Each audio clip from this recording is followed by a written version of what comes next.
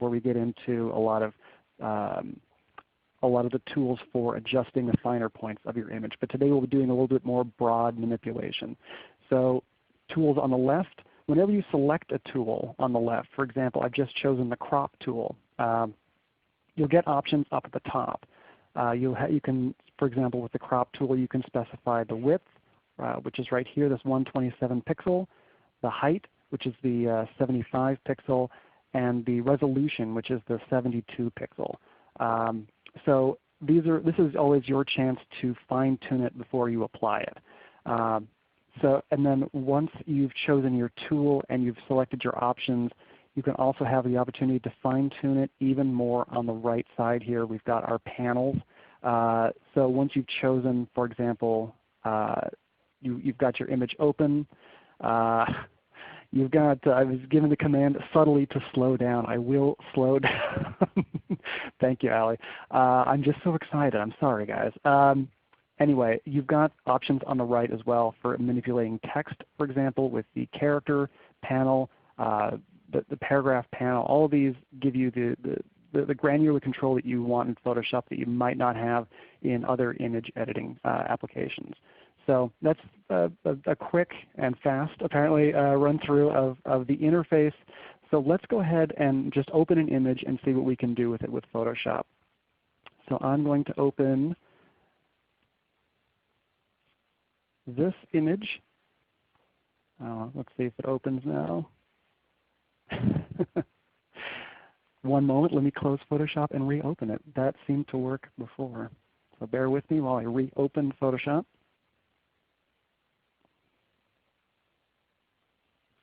And that was another error. Okay. Let me try it the old-fashioned way with File and Open. Sorry, folks. This worked in rehearsal, I swear. There we go. So we've got a photo of a dog we can use to talk about the difference between canvas and an image. So I'm going to let that load up. It looks like maybe for some slower bandwidth folks that may be necessary to see what it is I'm looking at. So once that, like I said, I'll give that a minute to load in while I talk about the difference between canvas and image. So if you think about the image as how it looks versus the canvas as the actual width and height of the image itself, think about a canvas like you're painting. You can choose your colors for painting. You can choose what it is you're actually going to paint. Think about Bob Ross painting happy little trees. That's all what goes in the image itself. But the canvas, of course, is something you decide pretty early on. Are you doing an 8 by 10? Are you doing a 5 by 5? That's the difference here. And Photoshop treats it a lot of the same way. So with canvas and image, both options are available up under the image menu. You just click image. In sort of the middle of that menu, we have both image size and canvas size. So I'll show you both of those, and I'll start with just image size. So by clicking that, you get a little preview of the image itself here on the left. We can zoom in and out of that as we need. So you can really see exactly what changes you're making to your image as you make them. Of course, it's great to know what you want to end up with when you're making these changes. You don't always know that. So when in all cases, it's best to err on the side of caution. If you don't quite know how big the finished product needs to be while you're working on it, by all means, do this at the end. But if you do know, if you want to begin there, that's okay too. So we can choose from these options here on the right side. It defaults to the number of pixels, but you can always change that if you know the inches that it's going to be, if it's going to be something in print, for example, or if you're not in the US, centimeters, millimeters. You have a lot of options here. You can also do it as a form of percent. So of course the default for percent is 100 because that's the size that you're starting with. And then you can always change that to something smaller. And you can see once I punch in 50%, the preview shrinks down by half. So if I choose OK on that, I've chosen 50% of the original size. You'll see the image itself shrinks down And maybe that'll take a moment for your screen to refresh if the ones here are any guide. So the image goes to 50% of what I specified. If I'd chosen pixel or centimeter or inch or anything else, same result. So that's the difference between, or that's image size. Canvas size though, I've chosen image size to be a very specific set of pixels or a percentage. Let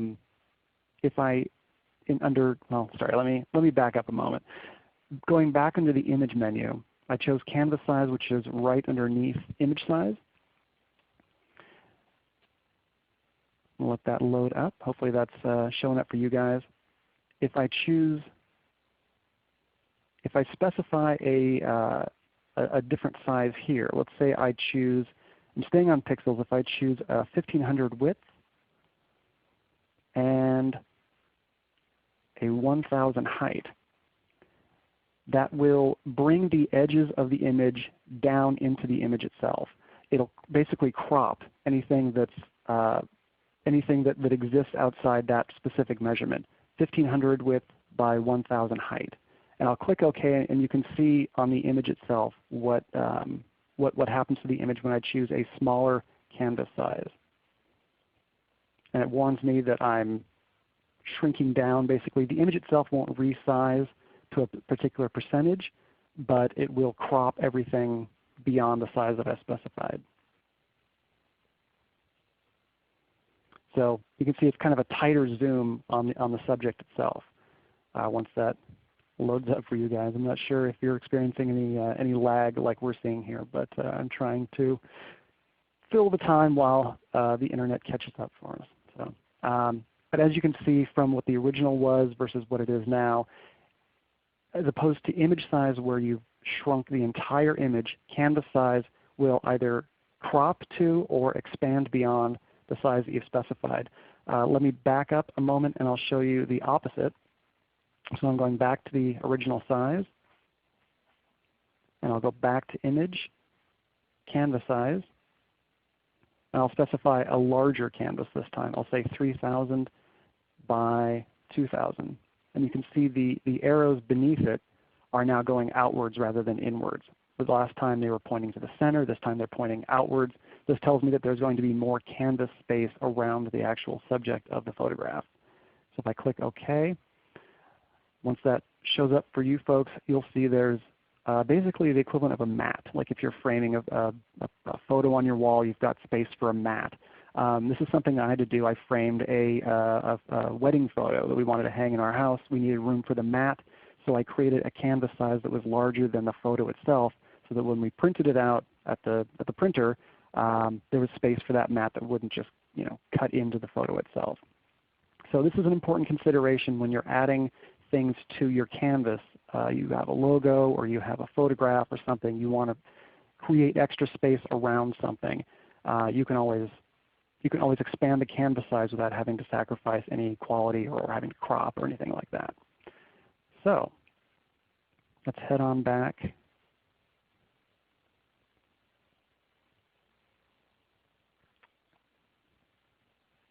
Now my ReadyTalk controls are, well, I will just stick in Photoshop if ReadyTalk is not cooperating. Sorry, one moment. That's an excellent question. We just got a question in on what version of Photoshop I'm using. I'm in Adobe Creative Cloud. The latest version of it, I believe, is a 2015. I think they use year numbers for the versions when it gets in the Creative Cloud. It's an excellent question because you want to know if what I'm talking about is compatible with your version of Photoshop. Everything I'm going to cover today is compatible with your version. I'm not going into anything that's super high tech. There will be no discussion of 3D or anything too elaborate. So the commands will all be in the same place. Any places where commands may not be, I'll flag it for you too, so that you don't have to hunt or assume that maybe you don't have that ability. So let's go ahead and we'll move on from canvas and image size to color modes. One question I get a lot, or that I have to ask rather, when I'm producing an image for folks here is what what purpose the image will have. Are you using this online on the web, or is it going on Facebook? Is it going on your website? Or is it going to be something that's printed? Are you making a booklet, a pamphlet, a flyer, something like that? And it's an important consideration from the beginning because it will determine your color mode. And if you don't know what color mode is, that's quite all right. It's a little esoteric, but the difference is, and I'll show you up here in the image menu, under mode, we have a lot of options, and some of these are a little technical, but I'll just point out two that I think are important. By default, anything that you're working on the web is going to be anything that's on a screen I should say, is going to be RGB, and that stands for red, green, and blue. It's the way that the screen projects any color at you through a red, green, blue spectrum. The other option I'll call out here is CMYK, and anyone who's had any history with printers may know this one. This is cyan, magenta, yellow, and the K stands for black. Go figure. There's a lot of theories as to why. I don't know if there's an actual reason why, but that's because the screen displays color differently, of course, than a printed page does. Those colors need to be loaded in a different way for you to visualize them. Now, if I choose on this image, if I choose CMYK, the difference is negligible as far as the screen goes. But if you're going to send a photograph or a flyer or something like that to a printer, then they need it in CMYK almost every time. So it's something to consider beforehand, or if you've made something in RGB, it's not too late. You can always convert it within Photoshop to CMYK by choosing this option and then saving it before you send off your file. It's just that easy. And like I said, within Photoshop, you'll see almost no difference. But if you send an RGB file to a printer, which you get back, you will definitely notice the difference. These blues don't look blue, or these reds don't look red, or something. Your logo colors are off if branding is important. It's always a very important thing to consider. So that's the introduction to color modes. Click this just so that you see that when you do change it, it warns you about a color profile, and that's okay. If I click OK, I doubt anyone who's viewing this webinar can tell the difference because I can't see it on mine, so hopefully neither can you. Now let's go ahead and move over to making adjustments to an image. I'm going to close out the border collie here, say that I don't want to save, and drag in an image. Let's use this photographer. I think that's appropriate for what we're talking about. You can see it's a photograph of a woman taking a photograph, and it's a very white photo. She's obviously out in a snowstorm. So what I'd like to address with this one is the difference between brightness and contrast. It's one of the most important things to consider if you're adjusting a photograph, because, and of course they're different, but it will make the difference between a photograph that's light and pops or has some kind of darker tone to it. It depends on, and neither is right or wrong, of course. It's just whatever message that you want to relay to your audience. If you are talking about a serious topic, you may not want something that's bright and colorful. But on the other hand, if it is going to be a fun event you want people to come to, a dark, grim image is not the way to go. So you always have the option of adjusting your photograph brightness and contrast as needed. And both options are again available under the image menu. And this time instead of mode, we're going to go down to adjustments. And brightness and contrast is the first option. So if I click that, we get a little window on the right. So if you can't see on your screen much detail outside of the woman herself, that's the way it should be. Everything is pretty whitewashed on account of the snow. But if we bring down the brightness, let's say we enter -25. What you might see after it loads in a little, you begin to see a little more detail come up from behind her. We're telling Photoshop to bring forward some of the detail of the darker image, the darker components of the image. And in its brilliance, Photoshop can do all the math on what it should bring forward and what it shouldn't. I brought it down 25. If we do a -50, we do even more, then even more of the background comes out. If I go all the way, we can see there's actually quite a lot going on behind her. There's the trees, there's the houses, but if you can look closely, I'm not sure, hopefully this will come through on your screen, it's also pretty pixelated. It's not, there's a lot of detail there that it's bringing forward, but it's not perfect. The photo was probably taken where it was very snowy and it was very hard to get a lot of detail, but it wasn't meant to be shown with the camera that was taken. So you want to be careful not to go too much in any one direction because it'll start to look a little funny after a while. Now if we go the other direction, if we bring it, so we go back to 0, we bring it back to what we started with. That's the stock photo there. Now we'll bring it up, the brightness up 50. We've lost a lot more detail in the back, and even the subject has begun to be washed out around the edges because of the whiteness of the photograph. And again, you can go too much with this too. If we bring it up to 100, we can barely see her. It's hard to tell she's even in a snowstorm taking a photograph. She's just a poorly photographed subject. So just consider that with brightness, it is the overall lightness or darkness of the image. It doesn't affect much it doesn't affect the contrast, which is what I'll get to next. So let me bring that back down to 0. And then we'll switch over to contrast, which is of course the tab right below it. Contrast will adjust the brightness, it'll adjust the difference in brightness between parts of an image. So if I bring this down, the contrast down, 25 doesn't do a whole lot. You might not see a difference there, but if I bring it, excuse me, I want that to go down. If I bring it down 50, and I'm going to switch back and forth on the preview, so hopefully this will show up for you guys so you can see the difference because it's subtle.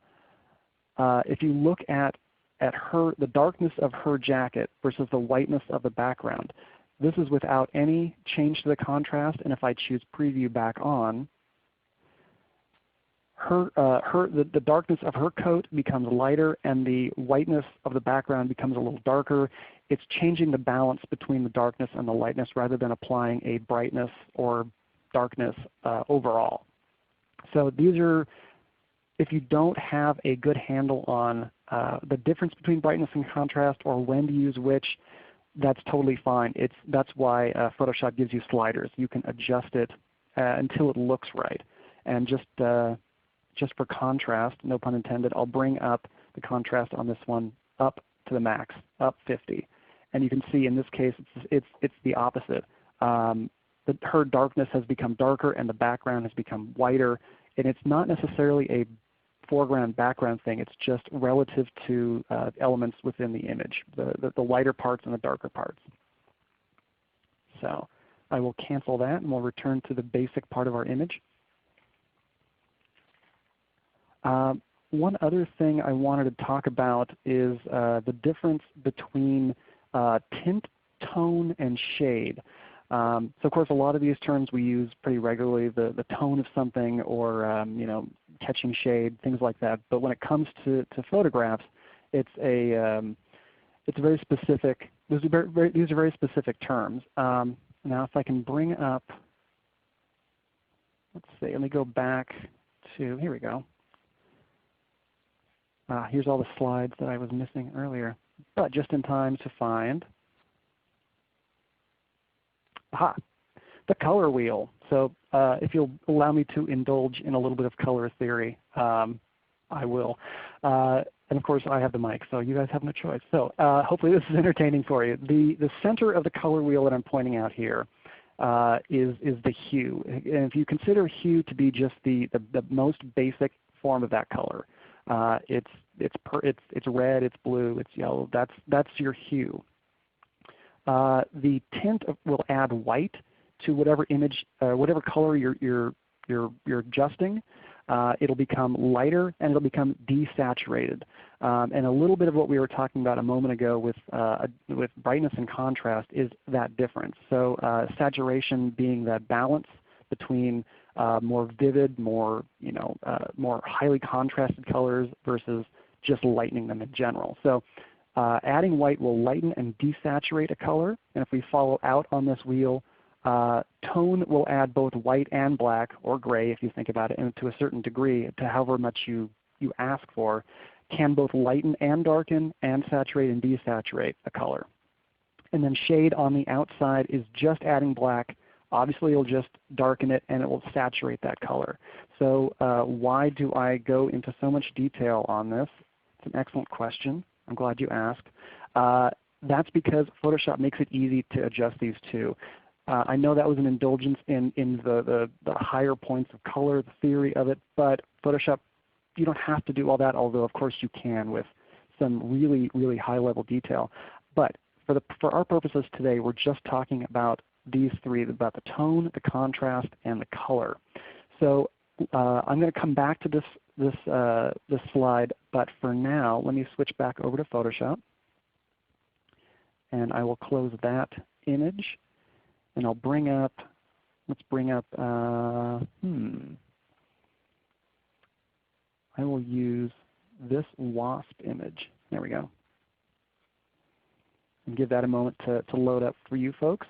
And while it does, I'll go ahead and describe it because why not? It's, we've got this very colorful photo of a wasp on some wood with a very blue background. So this one's got a lot of color going on, which we can of course manipulate. So if we, now this photo looks great. It's got, like I said, the colors really pop. They're very crisp. They're very clear. I wouldn't personally adjust this because I like how it looks. But the photos you take aren't always the photos you expect. Or you might find one online that you like, but it doesn't quite serve your needs. As I mentioned before, if you want it to be a little darker or a little lighter depending on your audience, you can make those adjustments. So I'm going to make a quick adjustment. I won't walk through it because we're going to assume that this is a bad image that we got. So I'm going to adjust the color. Let's say we got it with a lot of orange. So I'm just kind of skipping through that step just to assume, let's assume we opened this image and there was too much orange in it. The subject looks great. It's very crisp and very clear, but the colors are off. Photoshop has options under the image menu again. Right near the top, we have auto tone, auto contrast, and auto color. These are usually my first steps to making an image look good that may have some tone problems. Again, I can take a photo. I can think it'll look good at the time I took it, but I get it back later, and there was no natural light. We only had artificial light in the office, or something where the light that was cast on the subject just doesn't look great. This is a quick and dirty way of changing it, so that's of course the first place I go to because it's simple. If this doesn't look right, of course there are a lot of options to get it just how you want it with the brightness, the contrast, the color balance, any of those things. Those are all located the place that I mentioned earlier under the adjustments menu. I won't be getting into a lot of that today though. If you're really curious, I did explain a few of these in our previous webinar. But for today, if I just go back down to auto color and click that, it looks great. The blues are back. The yellow of the wasp is there. The wood looks like actual wood color, and hopefully that's shown up for you folks without much lag. But Photoshop is able to determine based on the colors that are present in the image if there's way too much of something. I mean, no photo necessarily needs so much orange, but it also balances out what's in it versus what it should be. These are really handy features. And I'm going to undo that so we can go back to our orangey version. And if I choose auto tone, well, that didn't do much. Sorry. The change I made was to the color. I shouldn't choose auto tone. But it leads me to a good explanation of what the difference is. So coming back to our slide, the time to use each of these. So for auto tone, it'll make your light colors. The lightest color anywhere, any pixel in your image will make it white. It'll make the darkest color black. It'll cut out on the spectrum anything that's outside of that, and assume that what you want that's light should be lighter, and what you want that's dark should be darker. It's the time to use that is when the contrast looks flat. And if you remember the example of the woman in the snowstorm, where we adjusted the contrast down, she was the darkest part of that image. She became kind of washed out. The background became, was brought up a little bit so that there was less contrast between the subject and the background. This will help account for that. It'll bring the darker parts darker and the lighter parts lighter. That wasn't our problem with the bee though. That was adjusted with auto color, which I'll get to in just a moment. But first, auto contrast. This does something similar to the auto tone, but the difference here is highlights versus shadows. Highlights and shadows are just the upper range of your image, not the mid-tones is what they're called. So the highlights are only the highest the brightest colors, and the shadows are the darkest. It doesn't touch the midtones, whereas auto tone, if everything is skewed too bright or too dark, will adjust the midtones accordingly too. This is also good for when light and dark values kind of appear flat. The difference between using the two is something you just kind of have to try it and see if it works, and if it doesn't, try the other one, and if that doesn't work, you just keep tinkering with the more manual ones like I showed you with brightness and contrast, or some of the other options like hue and saturation. It's amazing the things you can try, get wrong, and then get right with Photoshop. And lastly, the one I showed the example of first, which was auto color. This will balance the color based on the image's shadows, midtones, and highlights. This is great for when all the colors skew in one direction. So I mentioned the example of taking a photo indoors where you've got maybe some halogen lights or fluorescent lights, and it casts a particular, maybe a pale glow on your subjects. You want them to look alive and youthful and happy. You can do that with auto color.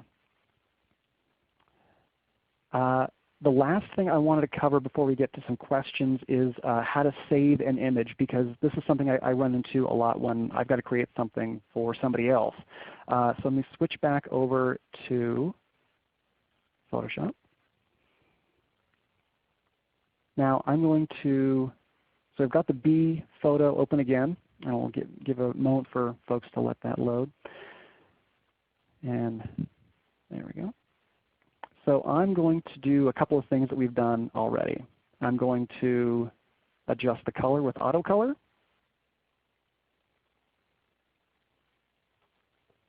So now we're back to a healthy looking bee against the wood, against the blueness of the sky.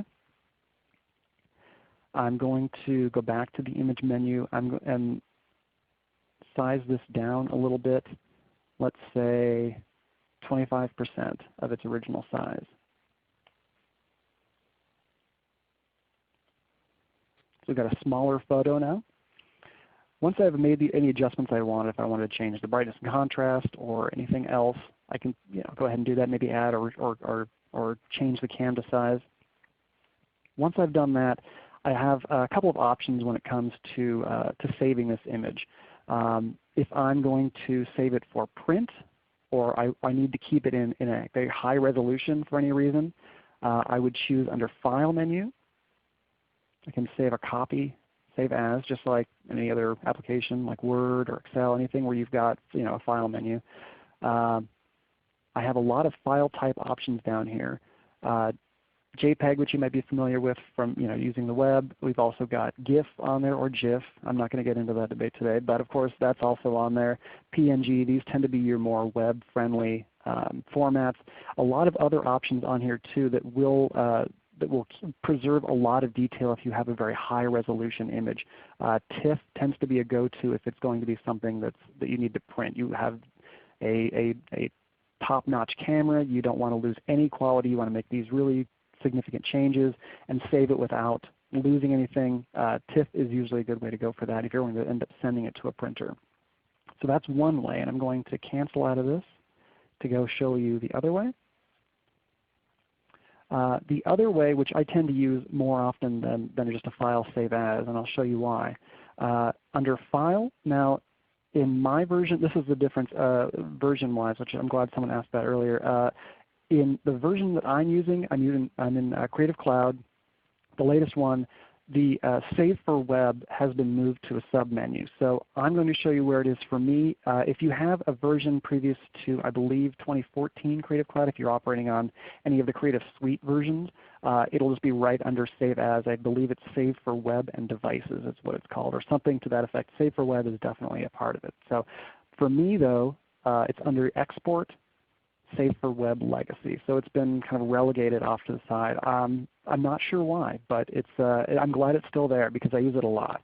So if I'm going to save this for use online, if I'm going to post it to Facebook or Twitter or put it on our website, then this is where I would go. So once I've clicked that, I've got a few options here. I can choose on the upper right, we've got presets. Some of the file formats that I mentioned before are present here. So there's GIF, there's JPEG, and there's PNG.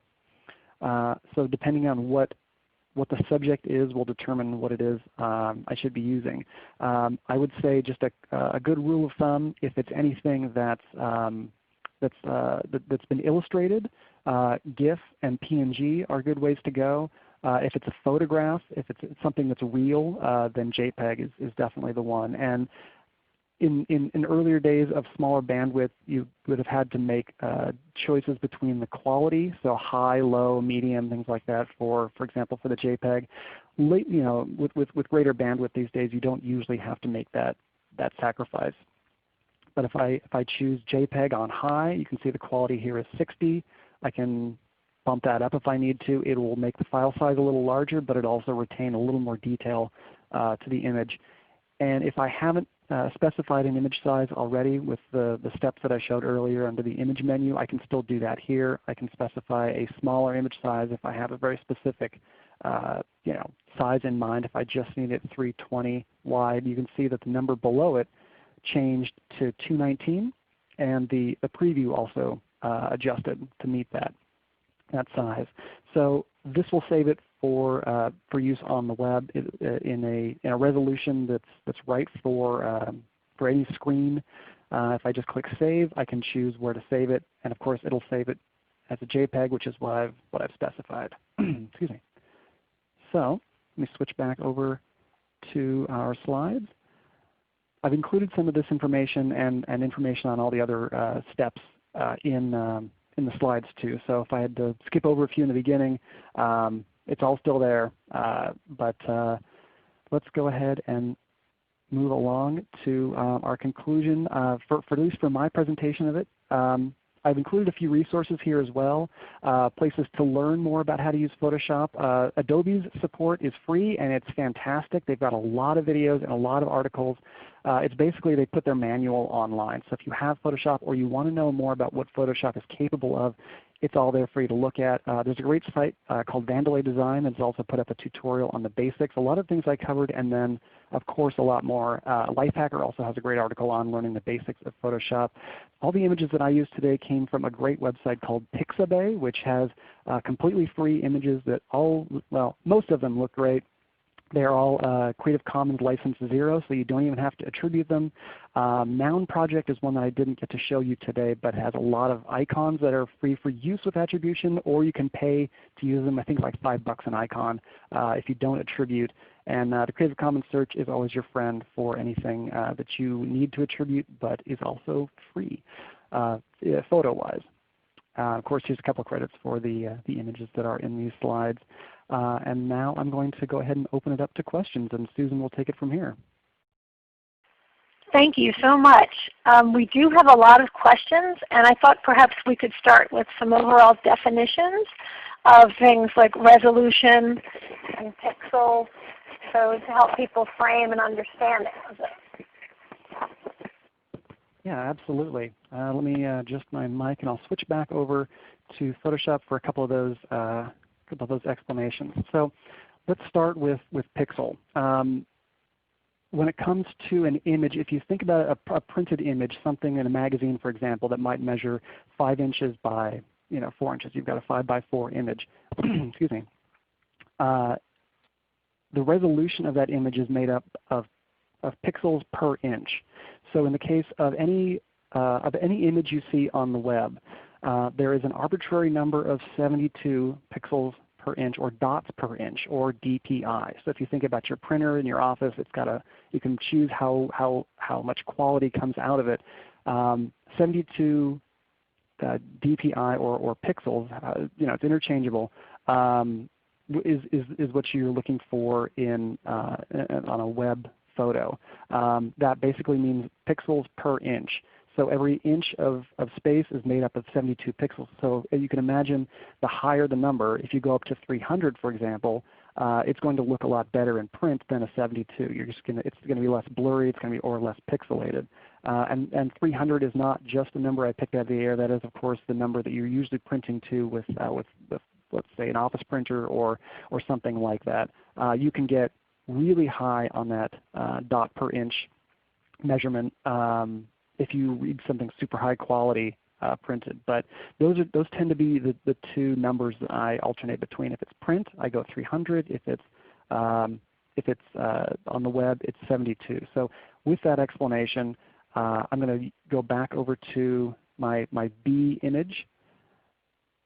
If I'm zoomed in at 100%, you can't see any pixels, and that's what you want. You want it to look like the thing it is, not some pixelated version of it.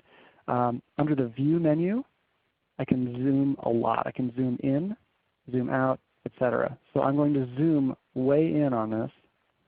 So I apologize for anyone that's got to catch up on that lag, if there is any. But I'll go ahead and keep chatting while it zooms in. Hopefully you can see as I've zoomed in 1600% from 100%, it's made up of tiny squares. And these are all the dots that I was talking about that make up that dot per inch measurement. These dots are pixels. So every pixel is a different shade, color, all that to make up a larger image. If you look at old computer technology where like maybe video games look very pixelated, Oregon Trail for example, those pixels were larger. That was a larger dot per inch resolution than of course this super fine photo of a bee. So hopefully that'll explain a little bit about that. I think you had another term you wanted to explain? I think you got the resolution and the pixels. In keeping this image up, one of the other things folks are asking about is how you change that background or remove a background from the image. That's a really good question, and it's not. There's not one straightforward way of doing it. Let me show you the easiest way. That might be the best place to start. So if you're going to remove a background from an image, the first thing to consider is how complex the background is. If it's a photo of 3 people in front of a white wall, the white wall is almost entirely one color. There's nothing unique and distinct behind it. You can select that part of the image fairly easily without selecting something you don't want or leaving anything out. In the case of our bee here, we've got a pretty solid blue background. There's a little bit of detail with the webbing that's coming off of it on the right side. And then it's a very clear line distinguishing the wood and the background blue color. The first thing I would say you can try is the Magic Wand tool on the left. Magic Wand will select anything of the same or similar color. Now, how much to select and how much to leave is up to you. Thankfully, Photoshop gives you a choice. There on the top here, there's the tolerance section. The default that Photoshop uses is 32. And of course, it will remember what you've done last. So your number may be different. But it starts with 32, and it's just a range, I believe up to 255, from 0 to 255 of how much to include or how much to leave out. So best thing to do, start with a default, and then just click in that section. So you can see we've got a lot. It went right up to the edge of the canvas, and it goes right along the edge of the bee and the wood. It did leave out this part here, right behind the bee's, I guess, abdomen. I'm not good with bee anatomy, but you can select everything in one click. It also included some of this webbing because we selected a higher tolerance. If we'd selected something lower, it may not have. Once you've selected that, you can hold Shift, and if you can see, it's very very little detail, but there's now a plus sign underneath the magic wand. That means that I'm going to add to my selection. I can click in that remaining blue spot, and now I've got that part of the blue as well. There's a few stragglers like this little section here of the web, some parts up here. So you can adjust your tolerance as you need to get all of those things and maybe leave out some other things. But that will select the entire background. Up in the Edit menu, we have the Fill option here. This will fill whatever you've selected with whatever you want it to go in there. So if I choose Fill, I believe the default is the foreground color, which the foreground and background are over here on the left. And I'm going to skip that for now because I don't want to get too in the weeds on it. But you can choose a specific color. You can choose a shade of black, white, or gray. Or you can choose what's called content aware, and I won't get into that, but we did cover that in the previous Photoshop tutorial. But for today, I'm just going to choose something simple. I'm just going to go with white and select OK. So now we've got a white background on this for whatever we need. If we just want it, if we're putting this photo in something else, we don't want that blue background to be cutting into some text or something like that, we can remove it like that. And now it'll go against perhaps a white piece of paper, and then we can have text going over it and make it a cleaner design basically. Now if I deselect everything, you can see there's still little stragglers. There's that webbing here. There's little bits of blue down below. You can remove these as well by using the eraser tool. The eraser tool is just what you imagine it is. And you can see when I hover over it, I've got this big circle. That is the size of the brush that I'll be using. It's weird to think of an eraser as a brush, but you can change the size of that in the upper left in the same spot that we changed the tolerance for the wand. On the upper left, there's a 65 right here. That's the size, 65 pixels of our brush. If I scale that down, let's say, and a lot of Photoshop is guess and check. So let's say we'll just scale it down to 20, about a third the size it was before. That looks pretty reasonable. I can just click. Ooh, pardon me. Let me change that. I go back. I forgot that the color that Photoshop uses for the erase is the background color. So I'm skipping ahead. Let me slow down a moment. On the bottom left, I mentioned before there is your foreground, which is this reddish color, and then the background, which is your orangish color. If I click the background, I get the color picker, and I can choose from here which color I want to replace. So if I click all the way to the upper right, I can get pure white. So I'll click OK on that. And I can just paint over it basically. So we're just replacing that web with the background color. And a few of these little stragglers over here too. You can just kind of repeat that with different brush sizes, different colors as you need to go. It's not perfect, but it'll get the job done, and there's a lot more advanced ways to do it that you can get a real fine level of control over. What if you make a mistake doing that, Wes? Man, I don't know because I never make mistakes. Now, obviously, if you've been watching closely or not even closely, you've seen me make plenty of mistakes. But it's an excellent question. Photoshop is a little unique in its undo, redo commands. If you are in Word and you type something wrong, and you type it wrong again, and you type it wrong again, you can just undo, undo, undo, and it's done.